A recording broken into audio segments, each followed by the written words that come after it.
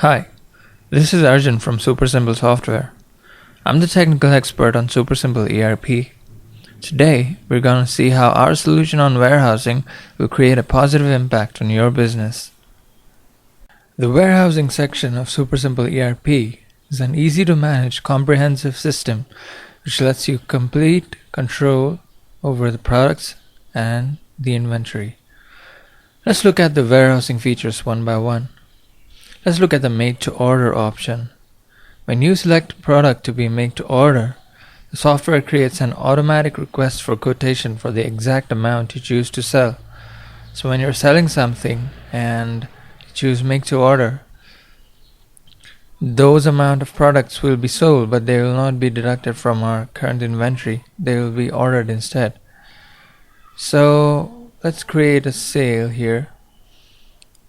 A4 size paper, pack quantity 12, and save. We want to sell 12 packs of A4 size paper now, and it says here that the quotation is created. So we confirm the sale and we view the delivery order. We can see here in the social status that the quotation has been confirmed. But here it shows that it's waiting another operation, that's to say, which means that it's going to be procured. In the purchase, let's look at this.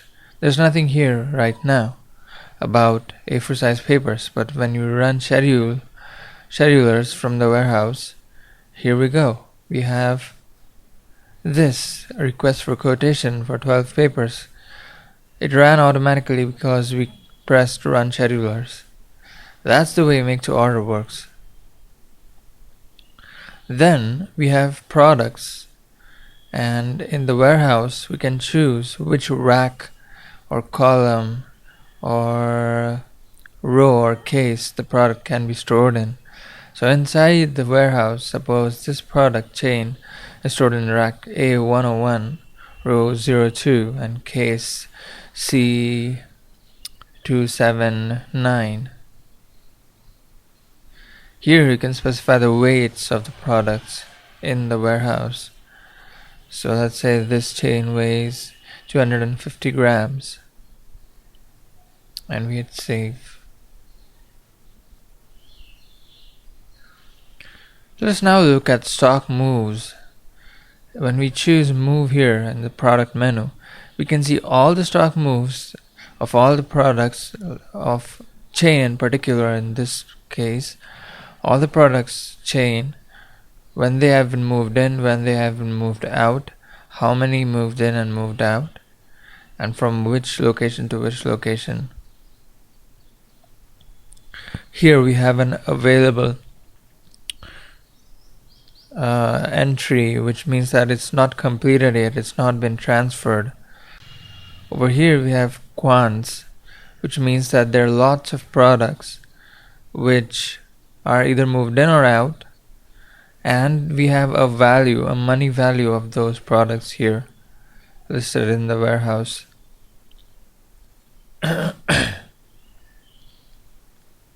Like this one over here inside a quant looks like this: pen quantity 5, inventory value 315, and so on. We have this drop shipping option in warehousing, where drop shipping option is also available, which lets you buy products from suppliers and directly transfer them to the customer without the products reaching our system. That means we just sell them and they go from supplier to the customer without entering our company. That's drop shipping. Then we have reordering rules to check out, and we have request procurement. Actually, we want to request some product, so we run the procurement, and here we can see quantity added in existing purchase order line. That's actually not what I was looking for. I was actually looking for like a new draft order to be created for the product. That happens when we already have some amount of products ordered, and the new products that we order, that quantity of product gets added to the old order. So I'm looking for a product actually which creates a new order of itself. Let's say we want quantity 5, request procurement, run procurement. And let's see what we have here. We still have the same one for this order as well. That means we have a lot of orders going on. So let's just check over here. In cello, we have this ink bottle, 5 quantity.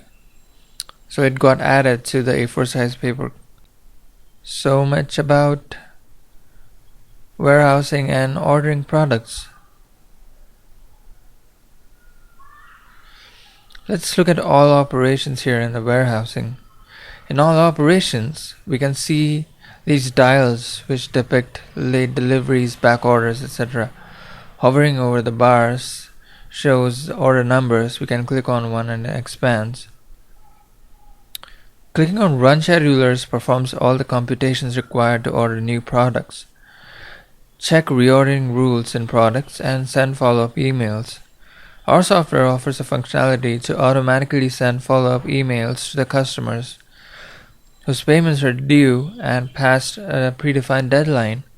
The system can send 3 follow-up emails one after another as the days pass and schedules a phone call for the 3rd follow-up. Letters to be sent and phone calls can be configured for each of the follow-up levels discussed just now. Then we have inventory adjustments. In inventory adjustments, we can see all the manual and automatic changes made to the inventory.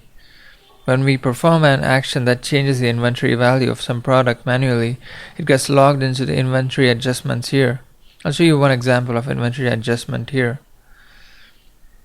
Let's say we have 16 of these dials and we update the value to 26.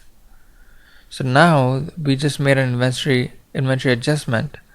So if you look down here, we have this mentioned here, theoretical quantity 16 and new real quantity is 26.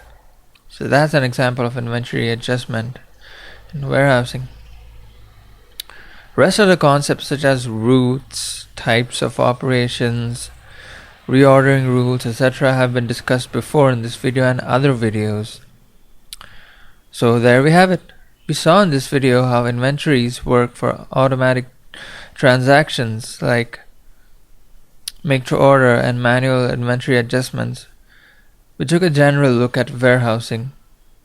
I hope this gives you a good idea of the software and its functionalities.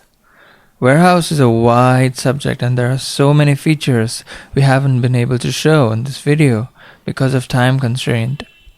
This video shows the very basics of warehousing. If you have any queries, you can hit us up at supersimplesoft.com. Thank you for watching.